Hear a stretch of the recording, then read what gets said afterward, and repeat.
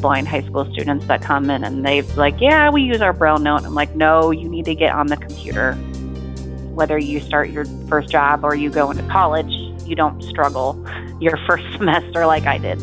Please welcome Rachel Carver, Senior Specialist Public Relations, Outlook Business Solutions. Speak up and advocate for yourself. That's huge. If you don't have blindness skills, go somewhere where you can get those. If that means starting college a semester later, fine, it'll be worth it.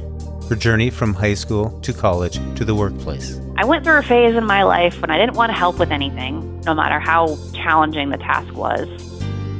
And then I started to realize, well, that's kind of silly. Everybody needs help with things sometimes. From Assistive Technology to training centers and structured discovery, learning the campus, and applying for jobs. And you need a support system. Everybody does, whether you're blind or not, you need a support system.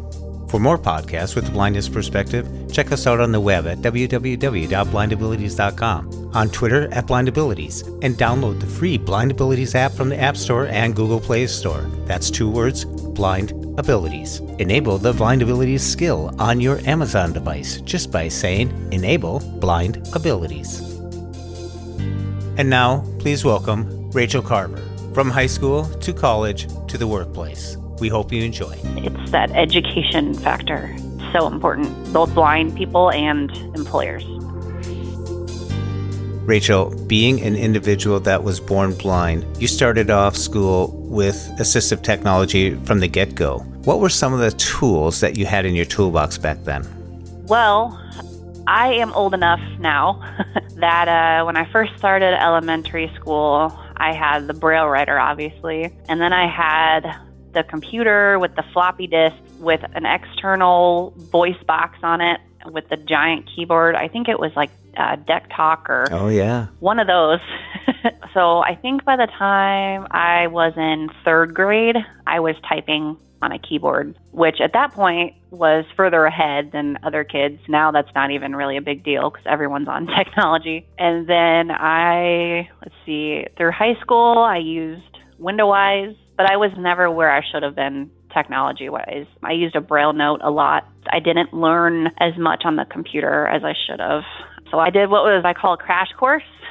After I graduated high school, I went to the Iowa Department for the Blind for a summer, and I did learn some more technology, enough to use it there. And then the next summer, I went to Blind Incorporated in Minneapolis because I still needed some help with some stuff. And then I finally, through some of that training and through just my own use, I finally started to get more, I was formatting papers and surfing the internet and doing all the things. And part of it was me in high school not really wanting to do much with technology. And so I strongly encourage, we do sometimes have some blind high school students that come in and they're like, yeah, we use our Braille note. I'm like, no, you need to get on the computer and you need to use it and you need to make sure that you are able to do the things that your peers are doing, whether that's on the computer or the iPad, whatever it is, so that you are not, whether you start your first job or you go into college, you don't struggle your first semester like I did. I think in the workforce out there, most companies are using Microsoft database or some type of resources that it'd be good to know your PC. Not too many, I don't think, are using an Apple system, but having PC is what you really need, I think. Yeah, I think, at least from what we use here, it's still largely PC driven. I know people that have Macs and they use them. I've known people that do use them at work, especially if you're doing like graphic design work, you're going to probably want a Mac more. But I would say I use my PC a lot and I use my phone a lot. So Microsoft Office is huge. And also like these collaboration, like Google Docs, Dropbox. I know now in schools, at least, they're using those more. And we use that some now, especially when we're working with external people. So being able to use some of those things is important as well. So what was it like for you out of high school to transition to college? So one story that kind of comes to mind, high school, I used Braille books. for everything, pretty much. And my teachers told me that I needed to start using books on tape. And I fought it. I didn't want to, because back then everybody was still using their textbooks, the print textbooks. And for whatever reason, I wanted to be able to flip through my Braille pages just like everyone else. So I had a couple classes where they said, nope, we're not giving you the book in Braille. We're going to give it to you on tape. And I did come sort of kicking and screaming into that and I'm glad that I did, because college Braille books I think I might have gotten a couple math books in Braille. And then the other thing that I did when I started college was I learned my college campus on my own. So that was a thing for me that I wanted to do. So I wandered around lost a lot. That was, I guess, my first time really truly using the structured discovery method, like living and breathing it, because I was in a whole new place and I didn't want to have to rely on anyone, and I wanted to be able to go where I wanted to go. So I guess those are the landmark things that kind of helped me start my college career. For those who may not know about the structured discovery method, can you explain that to them? I guess what I did, and it might not be exactly right, but I did start at college and I went on a couple of tours with the group. And so I got because, your freshman year, you get orientation. And so you kind of get shown the very basics. All right, this building's over here, this one's here. And so I did do a lot of just wandering around, finding landmarks. I asked a lot of questions like, how do I get to the Science Center from here? And I'm not saying that it was never tempting to just have, oh yeah, I can take you there. I knew I wasn't going to learn that way. So I guess the best way I can sum it up is you walk and you explore and you learn your landmark. I had a very small campus. It was probably the size of about 2 city blocks, but you can use the same sort of idea really in any size area. It just might take you a little bit longer. I did eventually, it took me, I'd say, to really know the whole campus, I'd say it took me about a month to be able to know where everything was over the entire campus. Obviously, the buildings I went to more regularly, I picked up more quickly, but I was a newspaper reporter, so I had to interview the president a couple of times. That building I didn't go to as often, so that was a little more interesting getting my way through there. But I did it, and it felt good to do that because I'm still not the greatest cane traveler, I admit it, but at least having that confidence of, well, it might take me a little bit, but I will eventually figure it out. So something that rings true to me over the years is experience is the best teacher. For sure. By you putting yourself out there and going left, going right, going over to the next building or exploring. Mm-hmm. Because if you don't know where you're going, it's exploring. And once you do, then you're traveling. And then you can do that, in a time frame that works for your schedule. So I would suggest, I think you started before your classes exploring. A little bit. If I could go back and do it again, I would have spent more time doing that. But I was a little shy still. I grew up in a small town of about 1,200 people. So there were no stoplights. There were no big highways. The summer before I went to college, I was in Des Moines. So I did get some city experience there and worked on listening to traffic and all that. And it's not that I hadn't done that before. It was just like my mobility teacher would have to drive me to a city. And it was like, okay, I'd work on crossing the street and then I'd go back to my small town and wouldn't practice. So it's easy, especially when you're 16 and you're very resistant to change and to advice that adults are giving you because you think you know everything. But yeah, I did start early, but I actually had one of my professors, because I had a class at noon and then I had a class at 1, and I was late for like the first couple of weeks, probably every day. And I was like, I'm probably going to be late because I'm still learning the campus and I might get a little lost.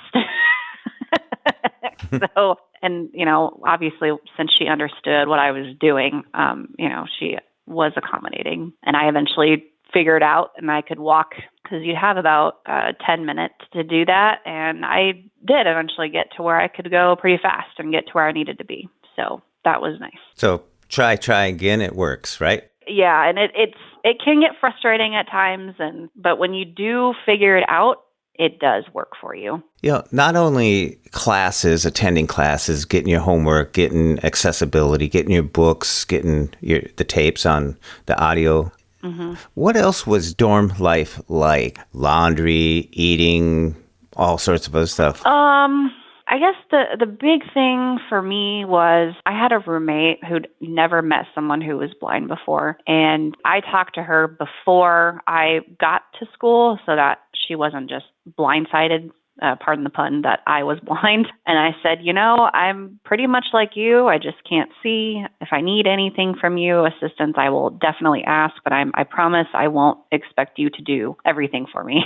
And sometimes I'd help her with stuff and sometimes she'd help me with stuff. It was, maybe we'd walk to the cafeteria and she'd tell me what was on the lines, things like that. But once I got comfortable and my friends got comfortable, and I did have a friend that I met who was pretty much like, well, you're blind, you're not incompetent. I think it was the first week I was having issues getting my key in the door. And she was across the hall from me and she's like, well, you'll figure it out. And I was like, oh, that's so cool. Like she didn't rush over and try to do it for me. Mm-hmm.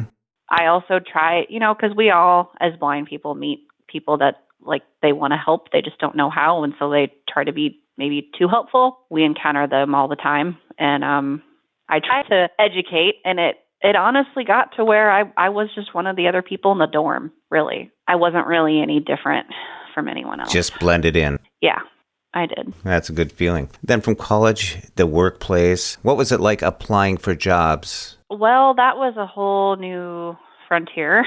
I actually graduated a semester early from college, and I had this like, awesome, I'm done. I can do whatever I want. I went through the holidays and was like, I don't have any more homework, no more papers.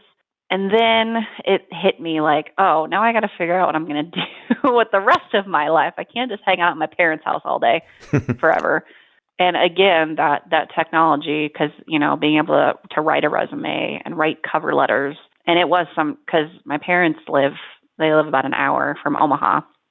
So like trying to get to job interviews, when I'd actually get a job interview, I would make it a point to be, if somebody was driving me, I would just have them drop me off. I wouldn't have them go in with me because I didn't want to give the wrong impression. And there were times, you could just tell, because I didn't tell anybody that I was applying with that I was blind. And you'd walk in and they would see you and go, like, you knew they wanted to ask more questions, but they didn't know how. And some of those situations, honestly, looking back, I probably would have spent more time talking about, okay, here's some of the technology I use, here's how I would use it. And I did some of that, but there's so much that a person, that a sighted person isn't going to know. It's hard for people to look past what's different. For anyone. So the more you can, I guess, sell yourself to them. And it seems like as a blind person, you have to work a little bit harder at that, at least right now in our current society, the way it is. I think that education part is it's really important when you're going into that interview to just be as open as you can be without, obviously if things can still not turn out the way that you want them to, it happens. But the more competent you are and confident going in, the more of an impression you're going to leave on them. It seems like as a blind and visually impaired person that some of the extra working harder type of things you talked about, working outside the box, if I may use that, when you're talking about working harder, as you mentioned, it seems like employers are actually looking for people who work outside the box, people who are solution-driven. Using the alternative techniques that we do, we have to overcome so many obstacles. It seems like a good quality or trait to have on your resume. Yeah, they just want to know how you're going to be able to do the job and if you can do it. But they legally cannot ask you any of those questions. And the other thing is sometimes some of the accommodations scares them because how much is it going to cost? I don't know anything about it. So I don't know what they're going to need. Like I said, looking back now, I wish I would have explained more of that kind of thing. But it was nice coming to Outlook and coming to somewhere where they already understood JAWS and Zoom text. And they had people that use canes and they weren't really overly concerned about, well, how's she going to find the bathroom? Things like that. It must be a real relief for you to be in that position now, going with the experience that you've had, to see people coming in and being able to just readily start their training to make their next step of their journey. Yeah, we've had a couple people that were actually concerned that they were going to lose their jobs because I'm losing my sight and I don't want to tell my employer about it because I don't know what'll happen. if I do. And one person did that, once he talked to us about the technology and came in and realized, okay, I need screen magnification. And he went to his supervisor and he found out that, oh yeah, there's 5 other people here because it was a pretty big company. There's 5 other people that are using that same technology. So it ended up being fine, but it can be hard when you're in that position. I always say that I was born blind, so I didn't have to go through that transition of going from being sighted to being blind.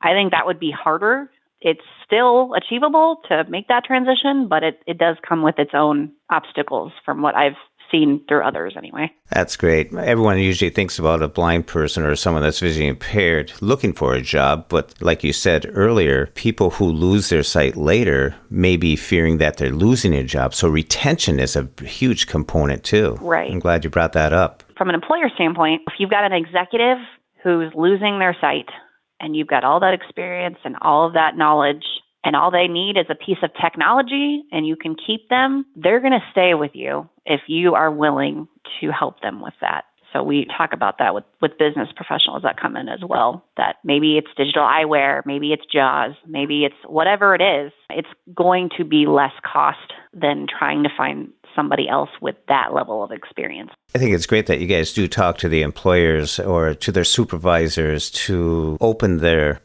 eyes up to the possibilities and capabilities that blind and visually people do have in the workforce. Mm-hmm. It's that education factor is so important, I think, for both sides, both blind people and employers.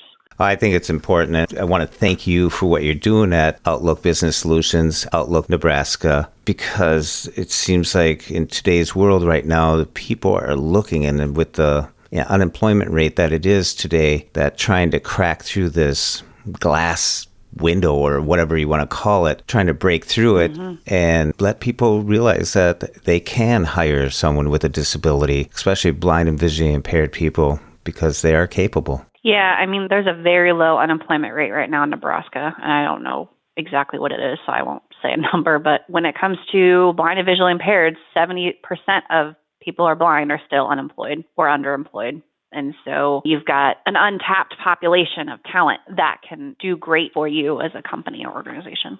Great. We've been talking to Rachel Carver, Senior Specialist Public Relations at Outlook Business Solutions, part of Outlook Nebraska. I got one more question for you. What type of smartphone are you using? I use an iPhone 8. They say that was the last greatest iPhone ever put out because of the home button. Yes, I have not messed with the 10 or anything else above it. I already said whenever I have to make the change, I'm going to have to go see the trainers because I'm going to need help. Not having a home button. So yeah, here's a question that a lot of listeners would like to know. What are your favorite apps that you utilize on the iPhone? I use Seeing AI. I love all the different modes that it has. Yeah, it's like a Swiss Army knife.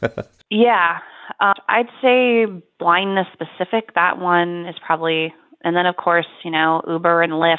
And then the rest of them, I'd say, are probably pretty common. Microsoft Outlook, Safari, Facebook, Outlook on the phone. I do have Ira, which is the subscription service that you can buy. Mm-hmm. Being in marketing, there are sometimes some visual things that you need. So like if there's an ad in a magazine, for example, the Seeing AI can give me the text, but it doesn't describe to me how it's laid out. So, maybe I want to know, all right, where's the text or how big is the image compared to the words, things like that. Just being in marketing, there are just times when having that ability is important to me. Another app that is available is called Be My Eyes. If you are just going through your mail or maybe your computer stops talking and you just need to know what's on the screen, Be My Eyes is a app that uses volunteers, and it's a live person on the phone that is working with you. So we all have times where our computer just won't talk and we want to know why. Seeing AI can also read it sometimes, but it goes back to that having another tool available. And it is a free app, so it's great, for college students or, trying to be budget conscious. It's a great resource for you. So I believe in having multiple tools. So if I can do something myself, I'm going to. I went through a phase in my life when I didn't want to help with anything, no matter how challenging the task was. And then I started to realize, well, that's kind of silly. Everybody needs help with things sometimes. So I'd say now I've got a pretty good balance of when I might need a hand with something and when I don't. I think it sometimes comes down to efficiency because, they used to say, Apple, it just works. Well, sometimes you just want to get over that hurdle and to the goal. Yes. You know what? If there's a website that's not accessible, right now, a lot of hotel websites are not accessible. You know what? I'm here at work and I'm booking a trip and I just need Ira can actually remote into your computer and the agent can help you with some of those things that are not accessible, and then you can move on with your life. So I am all about efficiency for sure. Rachel, what advice would you have for a transition student who's transitioning from high school to college to the workplace? A couple things. Speak up and advocate for yourself. That's huge.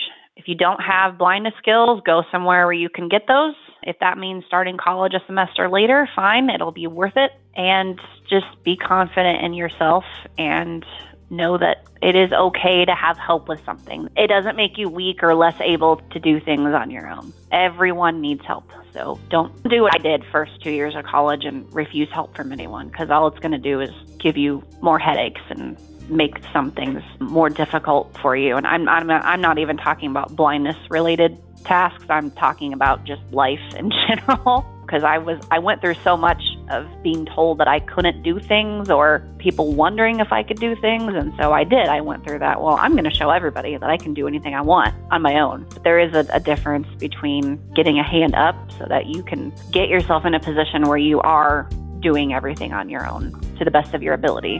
And you need a support system. Everybody does, whether you're blind or not, you need a support system. Mm-hmm. It's kind of like networking. Yeah. It's always, you can't do everything all by yourself. No, you can't. Very unrealistic. Well, Rachel, I really want to thank you for coming on to Blind Abilities and taking the time to come on to Blind Abilities and sharing with us your story, Outlook Nebraska, Outlook Business Solutions, and National Disability Employment Awareness Month. So thank you very much. All right. Well, thank you for having me. Such a great time talking to Rachel. And be sure to check out part 1 of the series with Rachel, where she talks about her role as Senior Public Relations Specialist at Outlook Business Solutions. And if you want to find out more about Rachel Carver and Outlook Business Solutions, you can check them out on the web at outlookbusinesssolutions.com. And check out their blog. They got a good one on Rachel called Meet Rachel Carver. And a big shout out to Chi-Chow for his beautiful music. You can follow Chi-Chow on Twitter at LChichow. Chi-Chow, Chi-Chow. And most of all, I want to thank you, the listener. I want to thank you for listening. Hope you enjoyed. And until next time, bye-bye. When we share what we see through each other's eyes, we can then begin to bridge the gap between the limited expectations and the reality of blind abilities. The realities of blind abilities. For more podcasts with a blindness perspective, check us out on the web at www.blindabilities.com, on Twitter at blindabilities. Download our app from the App Store, blindabilities, that's 2 words, or send us an email at info@blindabilities.com. Thanks for listening.